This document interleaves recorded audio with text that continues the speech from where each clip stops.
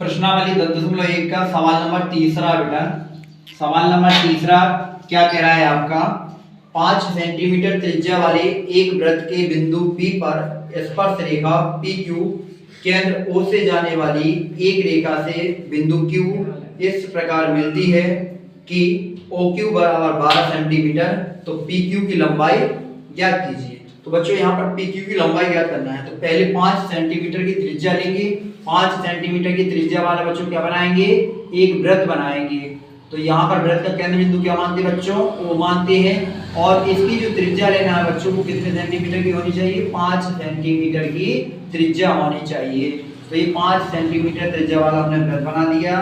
फिर एक प्रश्न कह रहा है कि एक वृत्त के बिंदु P पर स्पर्श रेखा, तो वृत्त के बिंदु P यहाँ से यहाँ तक आपकी त्रिज्या, यहाँ पर बिंदु क्या है बच्चों, P है। यहाँ पर आपका बिंदु P है। तो P पर स्पर्श रेखा PQ केंद्र O से जाने वाली, तो PQ क्या बच्चों, यहाँ पर आपकी स्पर्श रेखा है। तो ये आपकी क्या हो जाएगी बच्चों, स्पर्श रेखा हो जाएगी। क्या हो जाएगी स्पर्श रेखा बच्चों, PQ। इसका नाम क्या दे दिया, P नाम दिया है। इस वाली पॉइंट का, इस वाले बिंदु का नाम P है। तो यहाँ पर क्या हो जाएगा, Q हो जाएगा।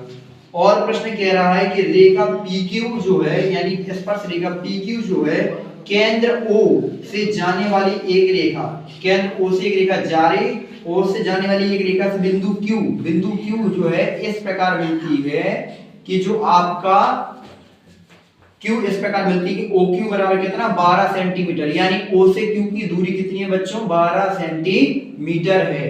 तो क्या कह रहा है, PQ की लंबाई ज्ञात कीजिए। तो बच्चों P से लेके Q के बीच की क्या निकालना है, लंबाई ज्ञात करनी है। तो लिख देंगे कि दिया है। अब प्रश्न में क्या दिया बच्चों, 5 सेंटीमीटर त्रिज्या वाला ये वृत्त है।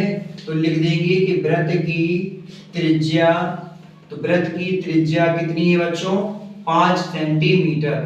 और स्पर्श रेखा की लंबाई क्या करना है बच्चों, ज्ञात करना है।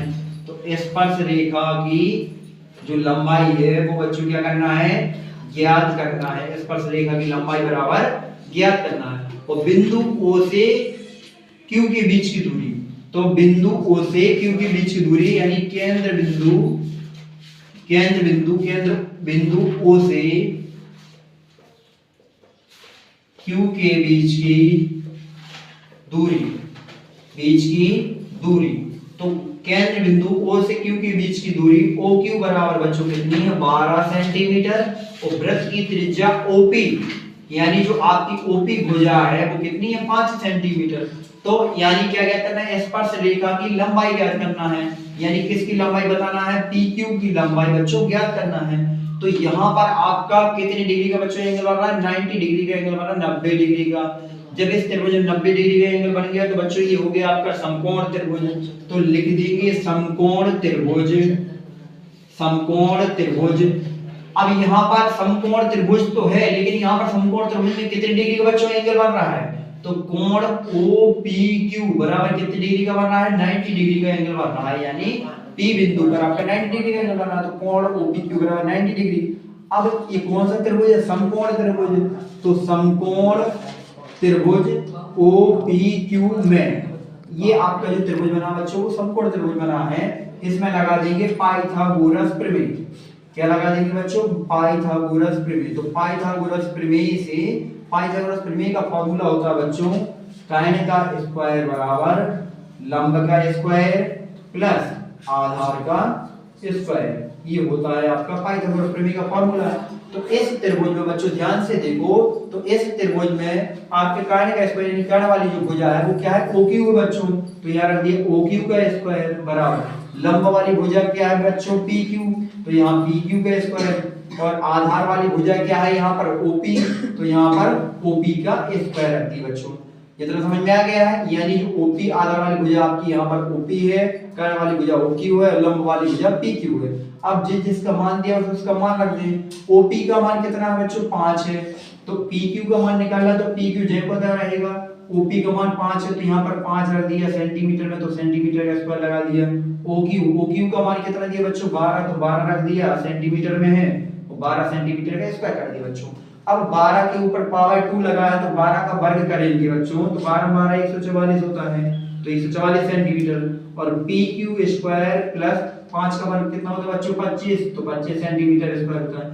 पी क्यू की लंबाई निकालना है तो 25 का पक्षांतर कर देंगे तो 25 उस तरफ जाएगा बच्चों, तो 144 में से 25 क्या हो जाएगा बच्चों माइनस हो जाएगा, और सेंटीमीटर में तो पी क्यू का स्क्वायर हो जाएगा।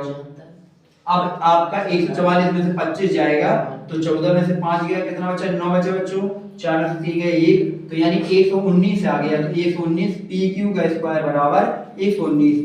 हमें केवल पी क्यू का मान निकाला, किसका मान निकाला बच्चों पी क्यू का। जैसे इसका स्क्वायर हटाएंगे सामने वाले पे क्या लग जाएगा रूट लग जाएगा, तो ये आ जाएगा 100, ये आपका हो जाएगा 1 अंडर रूट 109 सेंटीमीटर, ये स्क्वायर है यहाँ पर हो जाएगा आपका सेंटीमीटर, तो ये पी क्यू बराबर अंडर रूट 119 सेंटीमीटर।